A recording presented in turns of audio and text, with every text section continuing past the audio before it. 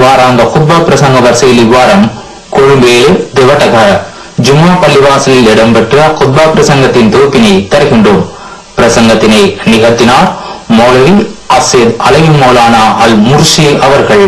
அல்ஹம்துலில்லாஹி நஹ்மதுஹு வ நஸ்தஈனுஹு வ நஸ்தக்ஃபிருஹு ونعوذ بالله من شرور أنفسنا ومن سيئات أعمالنا من يهده الله فلا مضل له ومن يضلله فلا هادي له ونشهد أن لا إله إلا الله وحده لا شريك له ونشهد أن سيدنا محمدا عبده ورسوله صلى الله عليه وعلى آله وصحبه وسلم.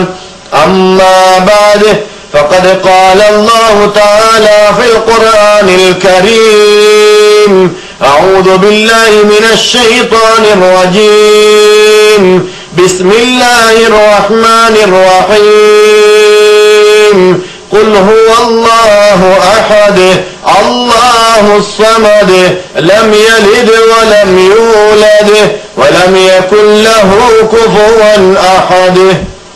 صدق الله مولانا العلي العظيم.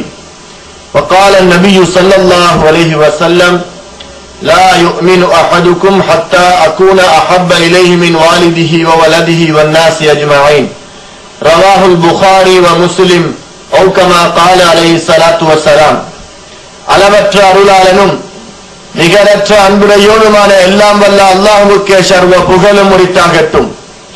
இவ்வுலகிற்கு ஒரு அருட்கொடையாகவும் மறு உலகிற்கு ஒரு மாணிக்கமாகவும் வந்துதித்த எம்பெருமானார் நபியே கரீம் முஹம்மது முஸ்தபா ஸல்லல்லாஹு அலைஹி வஸல்லம் அவர்கள் மீதிலும் அன்னாரின் கிளையார்கள் தோழர்மார்கள் தாபிஊன்கள் தபஅத் தாபிஈன்கள் ஃபுகஹாக்கள் முஹத்திதீன்கள் குதுபுமார்கள் வலிமார்கள் மஷாயிஹ்மார்கள் நாதாக்கள் இன்னும் முஃமினான முஸ்லிமான ஆண்கள் பெண்கள் அனைவர்கள் மீதிலும் ஸலாத்தும் ஸலாமும் என்றென்றும் உண்டாவதாக.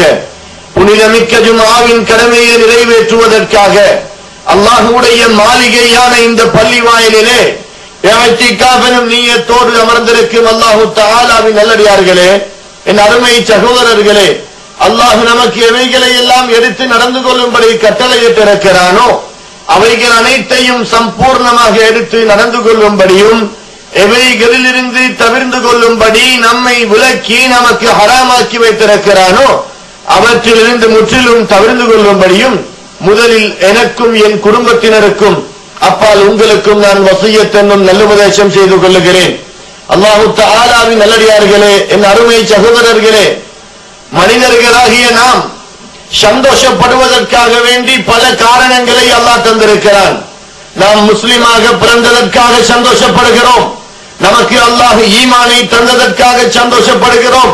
பேசக்கூடியவனாக, பார்க்கக்கூடியவனாக, கேட்கக்கூடியவனாக இன்னும் எத்தனையோ நியாமத்துகளை அல்லாஹ் தந்ததற்காக சந்தோஷப்படுகிறோம்.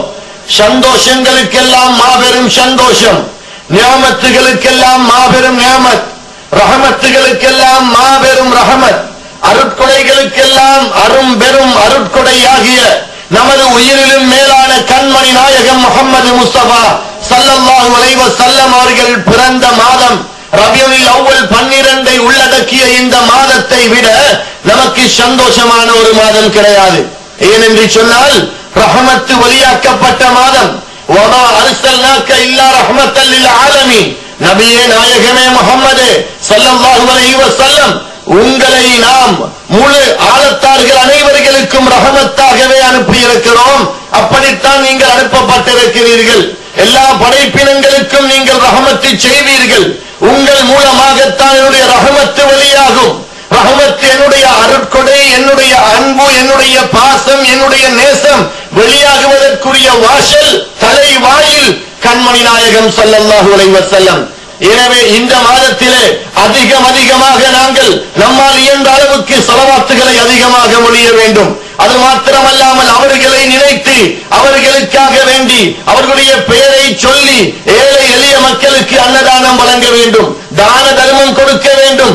ஆடை இல்லாதவர்களுக்கு ஆடை வசதிகள், படிப்பு இல்லாதவர்களுக்கு படிப்பு வசதிகள், பணம் இல்லாத இல்லாதவர்களுக்கு பண வசதிகள், சொத்து இல்லாதவர்களுக்கு சொத்து வசதிகள் செய்து கொடுத்து அல்லாஹ்வுடைய நெருக்கத்தை பெற்றுக் கொள்ள வேண்டும். ஒன்றை மட்டும் நாம் விளங்கிக் கொள்ள வேண்டும். கண்மணி நாயகம் முஹம்மது ஸல்லல்லாஹு அலைஹி வஸல்லம் அவர்களுடைய மஹப்பத்தோடு செய்யக்கூடிய அமல்களை மாத்திரம்தான் அல்லாஹ் ஏற்றுக்கொள்கிறான். அவர்களுடைய மஹப்பத் இல்லை என்றால் அல்லாஹ் அவர்களை ஏற்றுக்கொள்வதே இல்லை. அல்லாஹு தஆலா இன்னும் ஒரு குர்ஆன் ஆயத்திலே, நாயகமே முஹம்மதே ஸல்லல்லாஹு அலைஹி வஸல்லம், உங்களை முழு உலகத்திலும் உள்ள எல்லா படைப்பினங்கள், எல்லா மனிதர்கள், எல்லா சமுதாயத்தினர்கள், முஸ்லிம்கள் மாத்திரமல்ல காபிர்களுக்கும் சேர்த்துத்தான் உங்களை நாம் அனுப்பி இருக்கிறோம். அனைவர்களுக்கும் நீங்கள் அன்பு செலுத்துவீர்கள் அல்லவா? யாரோடும் உங்களுக்கு கோபம் வருவதில்லையே, யாரை பார்த்தும் நீங்கள் ஏசுவதில்லை, திட்டுவதில்லை, பதுவா செய்வதில்லை. எனவே கண்மணி நாயகம் ஸல்லல்லாஹு அலைஹி வஸல்லம் அவர்கள் சொன்னார்கள், நான் அனுப்பப்பட்டதெல்லாம், என்னை அல்லாஹ் அனுப்பியதெல்லாம் எப்படி தெரியுமா?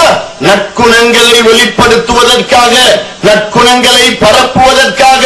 முழு உலகத்திலும் பொறுமை என்றால் என்ன, மன்னிக்க கூடிய மனப்பான்மை என்றால் என்ன, மற்றவர்களுக்கு விட்டுக் கொடுப்பது என்றால் என்ன, கோபத்தை அடக்கி சப்பி மென்று விழுங்குவதென்றால் என்ன, மற்ற மக்களுக்கு உதவி செய்வதென்றால் என்ன, சிரிச்ச முகத்தோடு மக்களோடு பேசுவது எப்படி, அண்டை வீட்டார்களோடு எவ்வாறு நடந்து கொள்ள வேண்டும், அதே போல குடும்பத்தில் உள்ள ஏழை எளிய மக்களுக்கு எவ்வாறு நடந்து கொள்ள வேண்டும், நமக்கு அநீதி இழைப்பவர்கள், துரோகம் செய்பவர்களை எவ்வாறு மன்னிக்க வேண்டும், இந்த அனைத்தையும் நமக்கு சொல்லித் தருவதற்காகத்தான் கண்மணி நாயகம் ஸல்லல்லாஹு அலைஹி வஸல்லம் அவர்கள் வந்தார்கள். அது மாத்திரமல்ல, அவர்களை பற்றி ஒருவரும் மறந்துவிடக் கூடாது என்பதற்காக அல்லாஹு தஆலா திருக்குர்ஆனிலே அலம் நஷ்ரஹ் என்னும் சூராவிலே நாம் அடிக்கடி ஓதுகிறோம், வரஃபஅனா லக்க திக்ரக். நபியே நாயகமே முஹம்மதே ஸல்லல்லாஹு அலைஹி வஸல்லம், உங்களுடைய ஞாபகார்த்தத்தை நாம் உயர்த்தி வைத்திருக்கிறோம். அடிக்கடி ஒவ்வொருவரும் உங்களை பேசுவார்கள், உங்களை புகழுவார்கள், உங்களை பின்பற்றுவார்கள். எந்த அமலை செய்தாலும் உங்களுடைய பெயர் வராமல் இருக்காது. நாயகமே ஸல்லல்லாஹு அலைஹி வஸல்லம், அல்லாஹ் சொல்கிறான், என்னுடைய பெயர் எங்கு கூறப்படுமோ அங்கு நீங்களும் கூறப்படுவீர்கள், அந்த இடத்தில் நீங்களும் இருப்பீர்கள்.